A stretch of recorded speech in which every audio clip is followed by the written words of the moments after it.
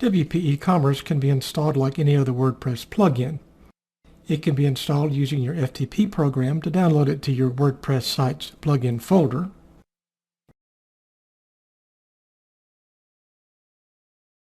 It can be uploaded from your local computer and installed in a zip format from the Install Plugins upload screen. Or you can use the plugin Add New Subpanel.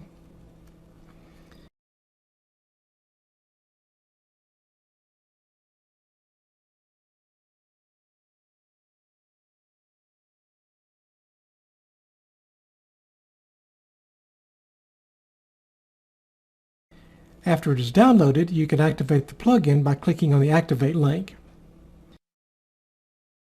After you install and activate the WP eCommerce plugin, it will install 4 new modules on the dashboard screen,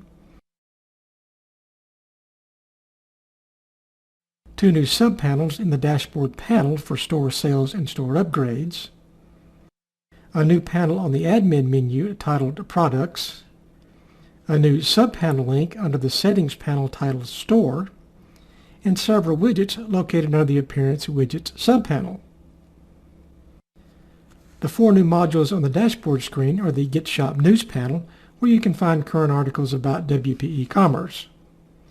The Sales Summary panel will have current sales and income activity. The Sales by Quarter for getting sales information for any quarter you enter in the field. And the Sales by Month that lists the sales for the last 4 months by product. You can also get more details and current sales by clicking on the Store Sales in the Dashboard Admin menu.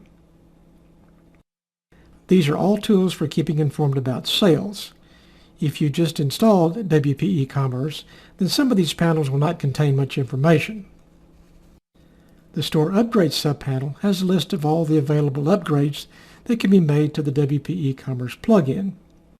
This is the screen that has the form to enter the API key once you purchase any of these upgrades. The Store subpanel located under the Settings panel is where you'll be doing most of the initial setup for the store and where you make most of the changes that affect the appearance of your store. It is in this subpanel that you set the tax and currency settings, how you present your store to the customer, how you communicate with the customer after the sale, how you set up your shipping options and shipping rates, what payments you will accept, and your checkout options for a sale. This subpanel also has an import option for downloading products from a CVS file and a marketing section for store promotions. Initially, you'll spend most of your setup time in the Store subpanel, and you have that set, you will spend most of your time in the Products subpanel. The Products panel has 6 subpanels. It is in this subpanel where you will add and edit your products for the store, manage the product tags and categories, and issue coupons for the store. And the widgets installed are for displaying the shopping cart and various ways to display your products. Once you get the WP eCommerce plugin activated, you have an operational shopping cart. If you add a product, you'll be able to add it to the shopping cart and actually complete the checkout. But until you've made a few decisions and activated a few buttons, the plugin will not be very functional. There are a few things that you should give some thought to before adding products and completing the store setup. These things will make the process go smoother and faster with less retracing and changing. The first is the permalink structure of your site. Next are the shipping options, then tax tables, the payment gateway, categories for your store, and to protect any changes you make to your store files from automatic upgrades. A permalink is the permanent URL or link to a site entry. Permalinks are what search engines use to help determine the relevancy of the site for a search. You want the permalinks to speak to the search engines and to a visitor so they understand what you have. Setting this now will prevent any broken links later. Next are the shipping options. Answering some basic questions about shipping will help the process when filling out the Shipping Options panel. First, are you going to ship a product? If you're selling digital downloads, then you'll only need to check the Use Shipping option to know. If you're shipping a product, Then the basic WP eCommerce configuration supports 3 internal shipping modules, weight rate, flat rate, and a table rate, and 3 external shipping modules, USPS, UPS, and Australian Post, and even a fulfillment service called Shipwire. Setting up the tax tables can get complicated. You may only need to collect taxes for the state where your store is physically located. Some states may require you to collect taxes for the product and for shipping. Check your state and local tax office for details. WP eCommerce has tax tables for setting up this process. Choosing a payment gateway. If you are processing your own payments, then you may need a merchant account. That usually takes some time to secure, so this is a process you want to start as soon as possible. There may very well be some site requirements, like a posted return policy or a posted shipping policy, for instance, or they may even require a security certificate to show your site is secure.